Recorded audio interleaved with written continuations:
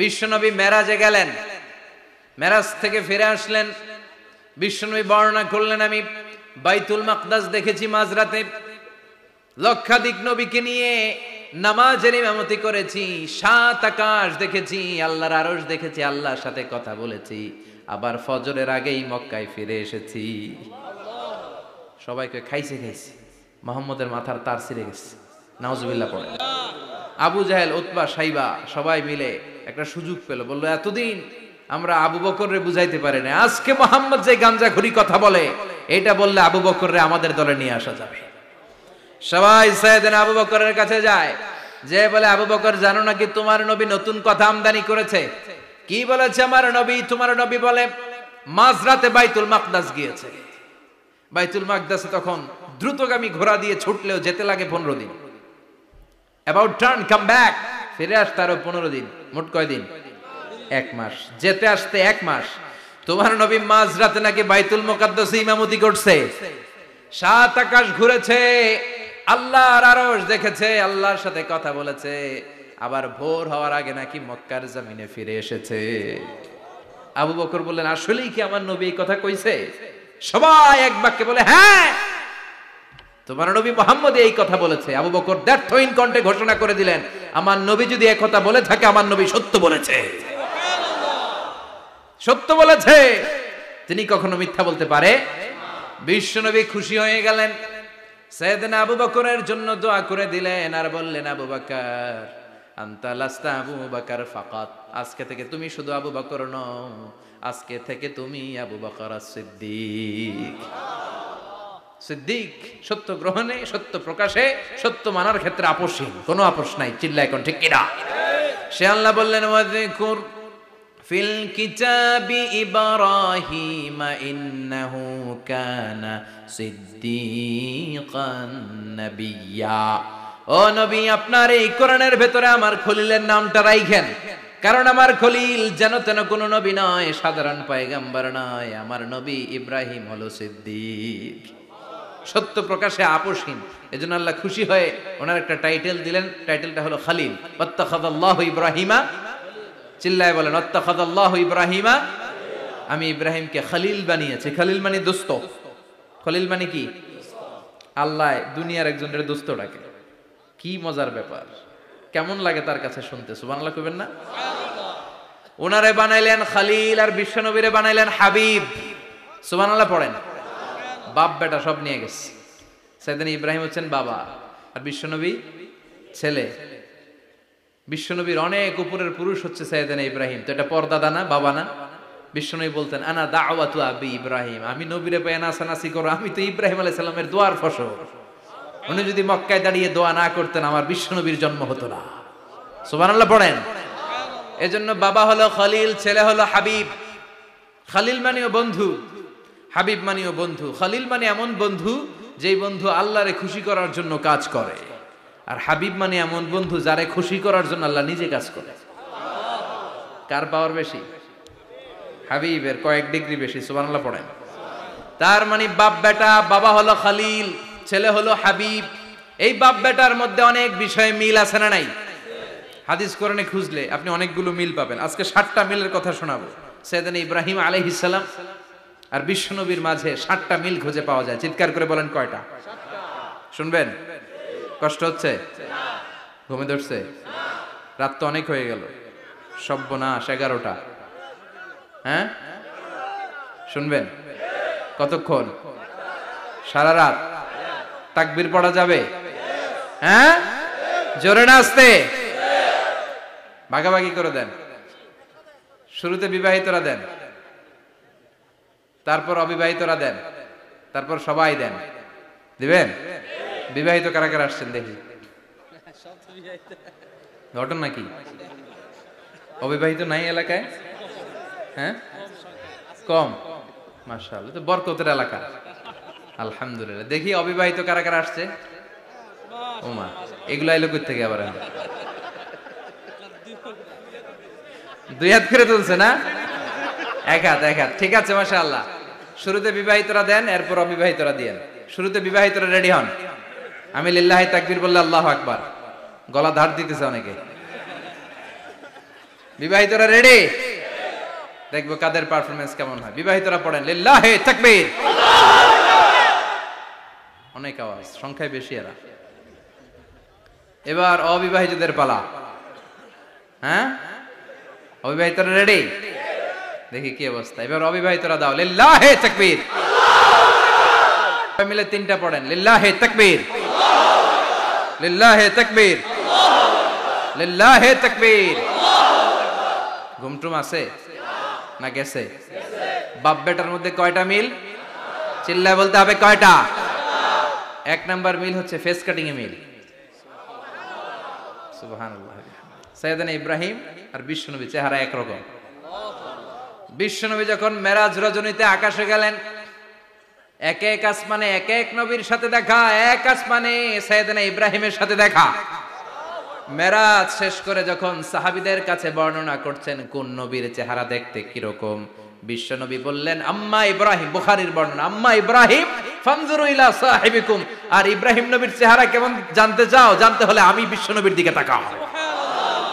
আমার চেহারা দেখতে যেমন, আমার বাবা সাইয়েদনা ইব্রাহিমের চেহারা প্রায় হুবহু এরকম। তার মানে এক নম্বরে কোন দিকে মিল? চেহারাতে মিল, ফেস কাটিং এ মিল। চিল্লায় কোন ঠিক কিনা? দুই নম্বরে উসওয়ায়ে হাসানা। দুই নবীর ক্ষেত্রে উসওয়ায়ে হাসানা শব্দ কোরআনে ব্যবহার করেছে কে? লাকাদ কানা লাকুম ফি রাসূলিল্লাহি উসওয়াতুন হাসানা। তোমাদের জন্য বিশ্বনবীর জীবনীর ভেতরে উত্তম আদর্শ আছে না নাই? আবার ইব্রাহিমের ক্ষেত্রে বললেন কদ কানাত লাকুম উসওয়াতুন হাসানাতুন ফি ইব্রাহিম। বিশ্বনবীর জীবনীতে যেমনি তোমাদের জন্য আদর্শ, সাইয়েদনা ইব্রাহিমের জীবনীতেও। সুবহানাল্লাহ পড়েন। তার মানে বিশ্বনবীও মডেল, সাইয়েদনা ইব্রাহিমও মডেল। নাকি শাহরুখ খান আমাদের মডেল? ইমরান খান, জর্দা খান, কেউ আমাদের মডেল? নায়ক নায়িকা, গায়ক গায়িকা, ক্রিকেটার, সেলিব্রিটি, ডান্সার একটাও আমাদের মডেল হতে পারে? কোন কবিরা আমাদের মডেল? আমাদের মডেল হলো নবীরা। চিল্লায় বলেন ঠিক কিনা? কবিরা এক একজন এক এক দিকে যায়, এক একজন এক এক কথা বলে। আউলা ঝাউলা চুল নিয়ে চলে, যার মাথা দিয়ে যেটা বেরোয় সেটা বলে। কিন্তু একজন নবী যেটা বলে অন্য নবী বিপরীত বলে না।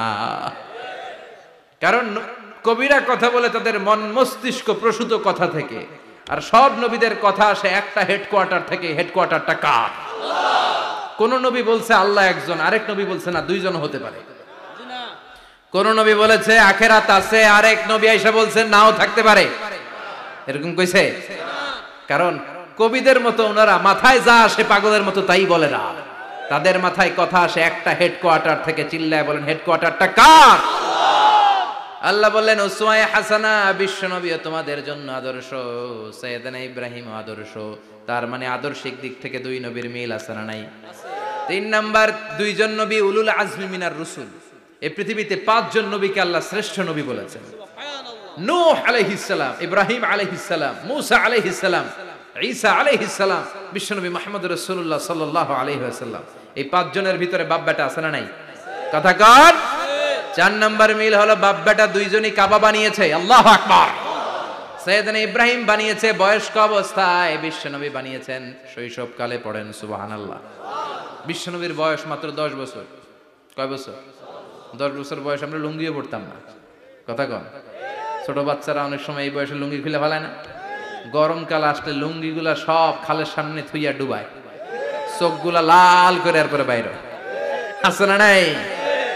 কিন্তু বিশ্বনবী লুঙ্গি খোলেন না, লুঙ্গি পড়ে থাকে। কাবা ঘর নির্মাণের কাজ শুরু হলো, বিশ্বনবী পাথর টানতে শুরু করলেন। বিশ্বনবীর বয়সের 8-10 বছরের ছোট বাচ্চারা সবগুলা লুঙ্গি খুইলা কাঁধে লইছে। সব বাচ্চারা লুঙ্গি খুলে কাঁধে নিয়েছে, আর ওই কাঁধের লুঙ্গির উপরে পাথর নিয়েছে যাতে ব্যথা না পায়। বুদ্ধি আছে। লুঙ্গি খুলে কাঁধে রেখেছে, কাঁধের উপরে পাথর রেখেছে। কিন্তু বিশ্বনবী সবাই পাথর টানে একটা, বিশ্বনবী টানে দুইটা, কিন্তু বিশ্বনবী লুঙ্গি খোলে না। কি নবী ছিলেন, কি লাজুক ছিলেন। এখন আমাদের মধ্যে লাজুকতা নাই। বাবা ছেলে মেয়ে সব মিলে একসাথে হিন্দি সিরিয়াল দেখে এরকম ফ্যামিলিও আছে না নাই?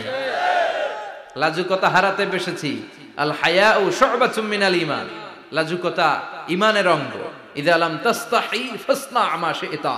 যখন তোমার লজ্জা থাকবে না, তোর যা মন চায় তুই তাই করতে পারবি। লাজুকতা আমরা হারাতে বসেছি, কোনো ক্ষেত্রে আমাদের লাজুকতা নাই। বিশ্বনবী এত লাজুক ছিলেন, হালিমাতুস সাদিয়া বলে 5 বছর কুরাইশি মুহাম্মদকে আমি লালন পালন করলাম, একদিনও কাঁদতে দেখি নাই। ক্ষুধা লাগলেও কাঁদে না, ব্যথা পেলেও কাঁদে না, শুধু লজ্জাস্থানের জায়গা থেকে কাপড় সরে গেলে মুহাম্মদ চিৎকার দিয়ে ওঠে। কি লাজুক ছিলেন বিশ্বনবী। পাথর টানে কিন্তু লুঙ্গি খোলে না। আশেপাশের বন্ধু বান্ধব সব লুঙ্গি খুলে টানতেছে। চাচা আবু তালেব দৃশ্যটা দেখলেন, কিরে সবাই লুঙ্গি খোলা, এটা লুঙ্গি ছাড়া কেন? এটার গায়ে তো লুঙ্গি আছে। বিশ্বনবী ডেকে বললেন, মুহাম্মদ লুঙ্গি খোলো। কি খোলো? সবাই খুলছে, তুমিও খোলো। তুমি কাঁধে ব্যথা পাবে, কাঁধে লুঙ্গি রেখে পাথর টানো। বিশ্বনবী বললেন, না আমি ব্যথা পাই না, আমি লুঙ্গি খুলবো না। চাচা বলল, আরে ছোট মানুষ, সমস্যা নাই, খোলো। গোছা ধরে টান দিবে, টান দেওয়ার আগে বিশ্বনবী বেহুশ হয়ে জমিনে পড়ে যায়। লুঙ্গি খোলা আর হয় নাই। বিশ্বনবীর লজ্জাস্থানও কেউ দেখে নাই। আল্লাহু আকবার। তার মানে কাবা ঘর নির্মাণের দিক থেকে বাপ বেটার মধ্যে মিল আছে না নাই? সাইয়েদনা ইব্রাহিম কাবা বানালেন বয়স্ক অবস্থায়, বিশ্বনবী বানালেন শৈশবকালে। পড়েন সুবহানাল্লাহ। এরপর 6 নম্বরে মিল হলো, বাপ বেটা দুইজনেই ইসলামের কারণে, কোরআনের দাওয়াত দেওয়ার কারণে ঘর ছাড়া হয়েছে। সাইয়েদনা ইব্রাহিমও ঘর ছাড়া, বিশ্বনবী ঘর ছাড়া হলেন, মক্কা থেকে গেলেন মদিনায়। কিন্তু সাইয়েদনা ইব্রাহিমের ঘর ছাড়াটা এত সহজ না। উনি জন্মেছিলেন ইরাকের। ইনশাআল্লাহ পড়েন। এজন্য বাপ বেটার 6 নাম্বার মিল, বাপ বেটা দুজনই ঘর ছাড়া, বাপ বেটা দুইজনই জন্মস্থান ছাড়া। বিশ্বনবী মক্কা থেকে মদিনায়, আর সাইয়েদনা ইব্রাহিম নিজ এলাকা বাবেল থেকে গোটা বিশ্বের আনাচে কানাচে। চিল্লায় বলেন ঠিক কিনা? 6 নাম্বার মিল, বিশ্বনবী বললেন, ইন্নী হারামতুল মদিনা কামা হারামা ইব্রাহিম মক্কা। আমি মদিনাকে হারাম ঘোষণা করেছি যেমনি সাইয়েদনা ইব্রাহিম মক্কারে হারাম ঘোষণা করেছে। আপনারা যারা হজ উমরা করেছেন তারা জানবেন, মক্কা মদিনার চারিদিকে একটা বাউন্ডারি আছে, এটার বলে হুদুদুল হারাম। পিলার আছে, ওই পিলারে লেখা হুদুদুল হারাম। কি লেখা? এইখানে মারামারি, ঘুষাঘুষি, খিলাখিলি সব হারাম। খুন করেও যদি, সৌদিতে খুন হয় না, কথা কয় না? সৌদি আরবে ধর্ষণ হয় না? হয়তো কম হয়। খুন হয় না? হয়। কোন খুনিও যদি এই হুদুদুল হারামের ভিতরে ঢুকে, পুলিশ ওরে মারতে পারবে না। ওরে ভুলায় ভালায় ফুসলায় বাইরে নিয়ে মাইর। হুদুদুল হারামের বাইরে নিয়ে মাইর, ভিতরে মারামারি করা যাবে? তো এই যে হুদুদুল হারামের বাউন্ডারিটা, মদিনারটা দিয়েছেন, ঠিক করে দিয়েছেন বিশ্বনবী, আর মক্কারটা দিয়েছেন সাইয়েদনা ইব্রাহিম। বাপ বেটা মিল আছে না নাই? এরপরে বাপ বেটার মধ্যে 7 নম্বরে মিল হলো, বাপ বেটার একজন হলো সব নবীদের নেতা, আর একজন হলো সব নবীদের পিতা। একজন সব নবীদের নেতা বিশ্বনবী, ঠিক কিনা? আরেকজন সব নবীদের পিতা সাইয়েদনা। এই জন্য আমরা যখন শেষ বৈঠকে নামাজের শেষ বৈঠকে যখন সালাম ফেরার জন্য প্রস্তুতি নেই, তার আগে বাপ বেটা দুইজনের উপরে সালাম আছে না নাই? একটা দুরুদ আছে না নাই? দুরুদের নাম দুরুদে আল্লাহুম্মা সাল্লি আলা মুহাম্মদ ওয়া আলা আলি মুহাম্মদ কামা সাল্লাইতা আলা ইব্রাহিম ওয়া আলা আলি ইব্রাহিম ইন্নাকা হামিদুম মাজিদ। আল্লাহ সাইয়েদনা ইব্রাহিম ও তার বংশের উপর যেমনি রহমত প্রেরণ করেছেন, বিশ্বনবী ও তার বংশের উপর রহমত নাজিল করে। আল্লাহুম্মা বারিক আলা মুহাম্মদ ওয়া আলা আলি মুহাম্মদ কামা বারাকতা আলা ইব্রাহিম ওয়া আলা আলি ইব্রাহিম ইন্নাকা হামিদুম মাজিদ। ও আল্লাহ, সাইয়েদনা ইব্রাহিমের বংশের উপর এবং তার উপর যেমনি বরকত নাজিল করেছেন, বিশ্বনবী ও তার বংশের উপর তেমনি বরকত নাজিল করে। দেখেন, দুইজনের কথাই আছে, বিশ্বনবীর কথাও আছে, সাইয়েদনা ইব্রাহিমের কথাও আছে। এই 7টা দিক থেকে বাপ বেটার মধ্যে মিল রেখেছে কে? আর আল্লাহ বললেন, এই ফ্যামিলিতে আমি কিতাবও দিয়েছি, নবুয়তও দিয়েছি।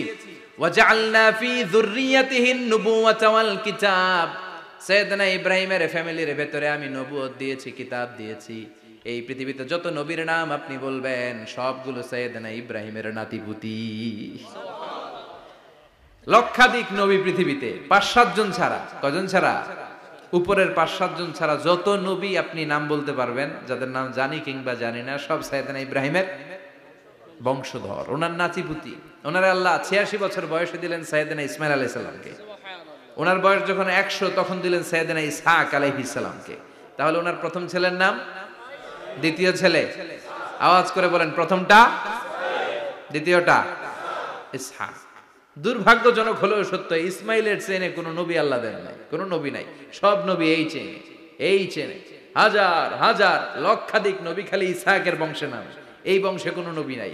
আর এই বংশের নবীরা প্রজন্মের পর প্রজন্ম একে অপরকে বলে যায়, সব শেষে কিন্তু একজন নবী আসবে, ওইটা হবে শ্রেষ্ঠ নবী, বিশ্ব নবী, ঠিক কিনা? একের পর এক নবুয়ত আল্লাহ এই চেনে দিলেন। ইসহাকের চেইনে, সাইয়েদনা ইসমাইলের চেইনে কোনো নবী নাই। এত নবী এখানে এসেছে, এরা ভেবেই নিয়েছে ওই যে শেষ নবী, যেটা শ্রেষ্ঠ নবী, এটাও এখানেই আসবে। কিন্তু আস্তে আস্তে হাজার হাজার লক্ষাধিক নবী আল্লাহ এইখানে পাঠিয়ে সাইয়েদনা ঈসা আলাইহিস সালামের পরে আল্লাহ স্টপ মেরে দিলেন। স্টপ মেরে দিয়ে 570 বছর পরে শ্রেষ্ঠ নবীটারে আল্লাহ এই চেনে পাঠিয়ে দিলেন। এজন্য আমরা হচ্ছি বানি ইসমাইল। আমরা কি? বিশ্বনবী হচ্ছেন বানি ইসমাইল, বিশ্বনবী কি? আর এরা হচ্ছেন বানি Israil. Changing the leadership from বানি ইসরাইল টু বানি ইসমাইল। এজন্য অহংকারীদের পরিণাম শুভ হয় না। এরা নবী পেতে পেতে এই প্রজন্ম অহংকারী হয়ে উঠেছিল আর গালি দিচ্ছিল এই চেইনটা আটকুরা চেইন, নবী আসার দিক থেকে এই চেইনে কোনো নবী নাই, সব নবী এই চেইনে আমরা পাই, আর শ্রেষ্ঠ যে নবীটা আসবে সেটাও এই চেইনে আসবে। আল্লাহ কয় না, আমি খেলা উল্টায় দিব, সব নবী এখানে পাঠালেও শেষ নবী আমি এখানে পাঠাবো না। শেষ নবী আল্লাহ তাআলা সাইয়েদনা ইসমাইলের চেইনে পাঠিয়ে দিয়েছেন। চিৎকার করে পড়েন আল্লাহু আকবার। পৃথিবীর সর্বশ্রেষ্ঠ তিনটা ধর্ম, ইহুদিবাদ, খ্রিস্টবাদ আর ইসলাম, এই তিন ধর্মের উৎপত্তি হচ্ছে সাইয়েদনা ইব্রাহিম থেকে। এজন্য এই তিনটা ধর্মকে একসাথে বলে আব্রাহামেটিক ফেইথ, কম্পারেটিভ রিলিজিয়ন। তুলনামূলক ধর্মতত্ত্ব নিয়ে যাদের পড়াশোনা আছে তারা জানবেন এই তিনটা ধর্মই আল্লাহর দেয়া। কিন্তু ইহুদিবাদ আর খ্রিস্টবাদ আল্লাহর দেয়া শরীয়তের উপর চলতে পারে নাই, শুধু চলতে পেরেছে ইসলাম। চিল্লা এখন ঠিক কিনা? এই জন্য প্রতি নামাজে আমরা বলি গায়রিল মাগদুবি আলাইহিম ওয়ালাদ-দাল্লিন। ও আল্লাহ, যারা মাগদুব মানে ইহুদিরা, তাদের পথে আমরা হাঁটতে চাই না। আবার যারা দল্লিন পথভ্রষ্ট খ্রিস্টানদের পথেও আমরা হাঁটতে চাই না। আমরা হাঁটতে চাই ইসলামের পথে, ঠিক কিনা? আমরা যদি হাঁটতে যেয়ে পথ ভুলে যাই, পথ দেখিয়ে দেয় কে? আমি যদি কোনোদিন পথে ভুলে যাই, হাতছানি দিয়ে কাছে নিও, মমতার বন্ধনে আমায় বেঁধে সব ভুল ক্ষমা করে দিও। চিল্লায় পড়েন আমিন। আল্লাহ বললেন ওয়াজআলনা ফি যুররিয়াতিহিন নুবুওয়াতা ওয়াল কিতাব। আমি সাইয়েদনা ইব্রাহিমের বংশের মধ্যে নবুয়ত দিয়েছি, কিতাবও দিয়েছি। সাইয়েদনা ইব্রাহিম আলাইহিস সালামের উপর কিতাব আছে না নাই? কি নাম কিতাবের? সুহুফে ইব্রাহিম। কোরআনে নাই? আছে না নাই? ইন্না হাযা লাফিস সুহুফিল উলা সুহুফি ইব্রাহিম ওয়া মূসা। সুবহানাল্লাহ পড়েন। অনেকে আল্লাহ কিতাব দিয়েছে, নবুয়ত দিয়েছে, সব নবীদের বাবা বানিয়েছে। ওনার উপাধি হচ্ছে আবুল আম্বিয়া। আবার ওনার নামে আল্লাহর কোরআনের ভেতরে 114 সূরার একটা সূরা আছে না নাই? সূরাটার নাম সবাই কোন? আলিফ লাম রা। কিতাবুন আনজালনাহু ইলাইকা লিতুখরিজান নাসা মিনাজ যুলুমাতি ইলান নূর। সুবহানাল্লাহ পড়েন। সূরা ইব্রাহিম, আলিফ লাম রা, কিতাবুন আনজালনাহু ইলাইকা। ওই নবীর নামে কোরআনের ভিতরে সূরা দিয়েছে কে? আল্লাহ। আবার আল্লাহ বললেন, গোলাম জেনে রাখো, উনি তোমাদেরকে মুসলমান নামকরণ করেছেন। তাই ইসলামে যারা অন্তর্ভুক্ত হবে সব মুসলমানদের পিতা আমি আল্লাহ তারা নির্বাচিত করেছি। মিল্লাত আবিকুম ইব্রাহিম হুয়া সাম্মাকুমুল মুসলিমিন। আওয়াজ করে বলেন, মুসলিম জাতির পিতার নাম কি? আমাদের জাতির পিতা কেডা? সবাই কোন? মনে থাকবে না ভুল করবেন? ভুল করবেন? জাতির পিতা কে? চিল্লায় বলেন, জাতির পিতা কে? মিল্লাত আবিকুম ইব্রাহিম ওয়া সাম্মাকুমুল মুসলিমিন, যিনি তোমাদেরকে মুসলমান বলে অভিহিত করেছে। আবার আল্লাহ বললেন, ইব্রাহিম সবাইরে তুমি মুসলমান নাম রাখলে, তুমি মুসলমান হও। আসলিম ক্বালা আসলামতু লিরাব্বিল আলামিন, বলতে দেরি, কালিমা পড়ে মুসলমান হতে দেরি নাই। চিল্লায় পড়েন আল্লাহু আকবার। আবার আল্লাহ বলে, আমার নবী ইব্রাহিম এমন নবী, এই নবীর মতো বিনয়ী নবী নাই। ইন্না ইব্রাহিম লাহালিমুন আওয়াহুম মুনীব।